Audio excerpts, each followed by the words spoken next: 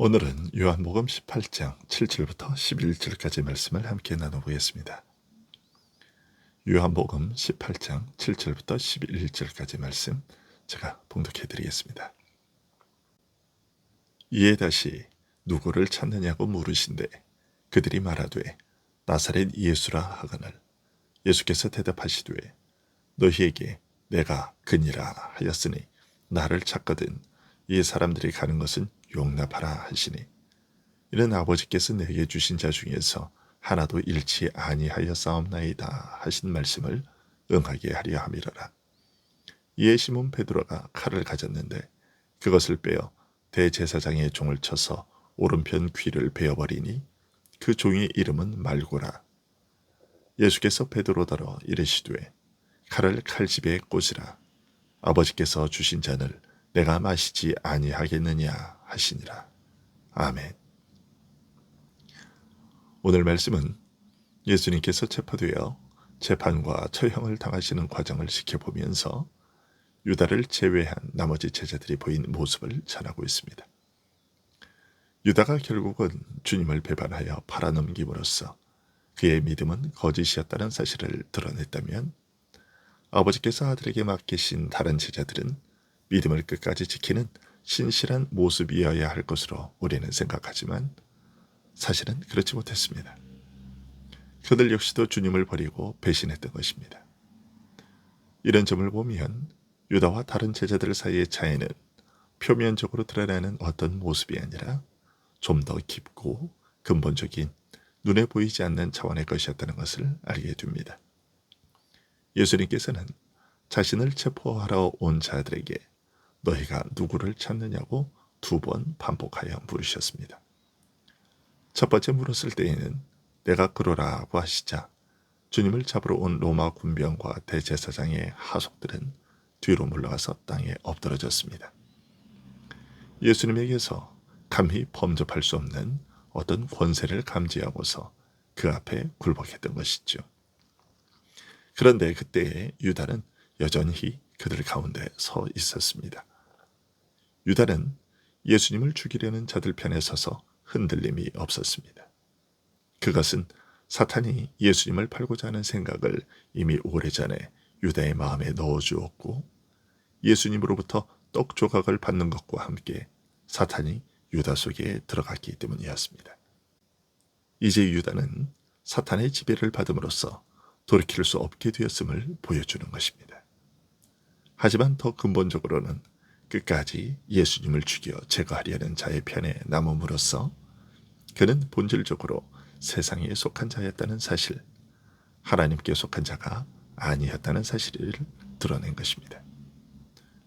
예수님께서 그 앞에 엎드러진 군병들과 하속들의 재차 너희가 누구를 찾느냐라고 물으시자 저들은 이전과 동일하게 나사렛 예수라고 대답했습니다. 그러자 예수님께서는 내가 그러라고 밝히시면서 너희가 나를 찾는다면 이 사람들은 떠나게 하라고 말씀하셨습니다. 요한은 이 말씀의 뜻을 구절을 통해 밝히고 있습니다. 이는 아버지께서 내게 주신 자 중에서 하나도 잃지 아니하여 싸움나이다 하신 말씀을 응하게 하려 함이라라. 잡히시는 순간에도 자기에게 맡겨진 사람들을 염려하시며 저들을 보호하고자 하신 것을 알게 됩니다. 그러나 요한의 이 설명은 예수님께서 하신 말씀의 더 깊은 뜻을 알려주기도 합니다. 유다와 다른 제자들 사이의 가장 근본적인 차이는 저들 자신에게서 발견되는 어떤 차이라기보다는 주님께서 자기에게 맡겨진 자들을 끝까지 사랑하시는 변함없는 사랑에 있음을 알리고 있는 것입니다. 이 사랑이 아버지께서 자기에게 맡기신 자들 중에서 한 사람도 망하지 않게 하신 것입니다. 사도 바울은 로마서 8장 25절부터 29절에서 주님의 이 사랑을 다음과 같은 말로 알려주었습니다. 누가 우리를 그리스도의 사랑에서 끊으리요? 환난이나 공고나 박해나 기근이나 적신이나 위험이나 칼이리야. 기록된 바 우리가 종일 주를 위하여 죽임을 당하게 되며 도살당할 양같이 여김을 받았나이다 함과 같으니라. 그러나 이 모든 일에 우리를 사랑하시는 이로 말미암아 우리가 넉넉히 이기느니라. 내가 확신하노니 사망이나 생명이나 천사들이나 권세자들이나 현재일이나 장래일이나 능력이나 높음이나 깊음이나 다른 어떤 피조물이라도 우리를 우리 주 그리스도 예수 안에 있는 하나님의 사랑에서 끊을 수 없으리라. 따르던 선생의 이와 같은 깊은 사랑에 감격한 나머지 위험에 처한 선생을 구해야겠다는 일념으로 베드로는 이미 준비하고 있던 칼로 대제사장의 종 말고의 귀를 잘랐습니다. 세속적인 입장에서 본다면 베드로의 이 행동은 신의와 의리를 지키는 신실하고 아름다운 모습이라고 평가될 것입니다. 하지만 예수님께서는 베드로를 향해 칼을 칼집에 꽂으라고 하셨습니다. 베드로가 지금 맞서 싸워야 할 상대는 칼의 힘으로 이길 수 있는 존재가 아님을 알리신 것입니다. 검을 준비하라고 하셨던 말씀이 영적 무장을 갖추라는 뜻인 줄 모르고 곧이곧대로 우리가 검 둘을 준비하였나이다 라고 아뢰는 제자들에게 족하다라고 하신 말 속에 담긴 참뜻이 무엇인지 밝히신 것입니다. 지금 저들은 밀가부르듯 하려고 제자들을 청구한 사탄과 맞서고 있음을 일깨우신 것입니다. 열해 동안 주를 좇은 유다의 마음에 예수를 팔려는 생각을 넣은 자요, 나중에는 유다 속으로 들어가서 그를 마음대로 지배하고 조종한 사탄과 맞서 싸우는 전쟁이 시작된 것입니다. 겟세마네에서 제자들에게 시험에 들지 않도록 깨어 기도하라고 권하신 것은 바로 이 무서운 시험이 저들에게 닥칠 것을 내다보셨기 때문입니다. 기도하다가 잠든 제자들을 보시고 영은 원하되 육은 연약하다라고 하심으로써 이 시험은 부패한 육적 성품으로는 결코 싸울 수 없으며 오직 성령으로서만 감당할 수 있음을 일깨우신 그 영적 전쟁이 그들에게 닥친 것입니다. 마태복음 26장 52절은 칼을 도로 꽂으라고 하신 예수님의 말씀에 담긴 더 깊은 뜻을 알려주고 있습니다. 주님은 칼을 가지는 자는 다 칼로 망하느니라고 하셨습니다. 사탄과 그의 시험을 상대하는 일에 있어서 창과 칼의 힘의 한계를 일깨우신 것입니다.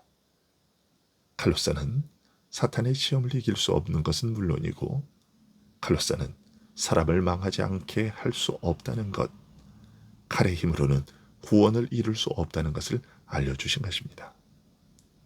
그리고 이어서 내가 내 아버지께 구하여 지금 12군단 더 되는 천사를 보내시게 할 수 없는 줄로 아느냐라고 물으셨습니다.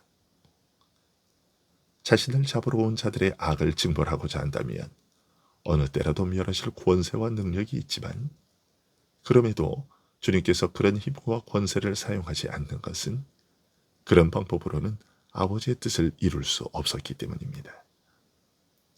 마지막으로 주님은 아버지께서 주신 잔을 내가 마시지 아니하겠느냐라고 하셨습니다. 예수님의 죽음은 죄인을 살리기 위해 아버지께서 아들로 마시게 하신 고난의 잔이었습니다. 죄에 대한 하나님의 맹렬한 진노와 심판을 가득 담은 잔이었습니다. 그 누구도 예수님의 목숨을 빼앗을 수 없음에도 예수님께서 스스로 자기 목숨을 내어주신 것은 아버지의 이런 뜻을 이루기 위해 묵묵히 고난의 잔을 받고자 함이었습니다. 제자들 역시 주님을 사랑했습니다. 하지만 예수님의 고귀한 뜻에 미치는 사랑은 모두였습니다. 자신의 뜻과 생각을 따라 부패한 성품을 따라 사랑한 것에 불과했습니다. 제자들은 세상 권세와 같이 칼의 힘으로 주님을 지키고자 했습니다. 비록 그 목적은 달랐지만 검과 몽치를 든 군병들을 데리고 예수님을 잡으러 온 유다와 이런 면에서는 닮아 있었습니다. 칼의 힘, 세상 권세에 대한 신뢰와 미련을 아직 버리지 못했던 것입니다. 온 땅을 다스리되 철장으로 질그릇 부수듯 하실 것이라 하신 메시아의 통치 예언의 온전한 뜻을 깨닫지 못했습니다. 예수님의 싸움, 그 신령한 전쟁은 그 차원과 모습이 전혀 다르다는 것을 알지 못했던 것이지요. 이런 미숙한 제자들을 예수님께서는 여전히 사랑하셔서 끝까지 지키려 하셨습니다. 연약한 제자들은 칼과 뭉치를 들고 나타난 세상으로부터 동일하게 칼을 들고서 주님을 지키려고 했지만 주님께서는 제자들의 이런 미숙함을 깨우치시고 제자들이 주님의 고난의 참뜻을 깨닫는 데에 이르기까지 그들을 끝까지 붙드심으로써 아버지께서 자신에게 맡기신 자들을 보호하고자 하셨습니다.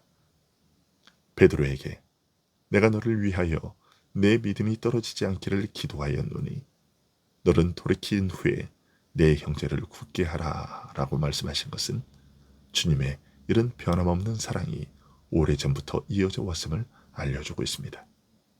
오늘도 주님은 그 동일한 사랑으로 우리를 붙들고 지키고 계십니다. 기도하겠습니다.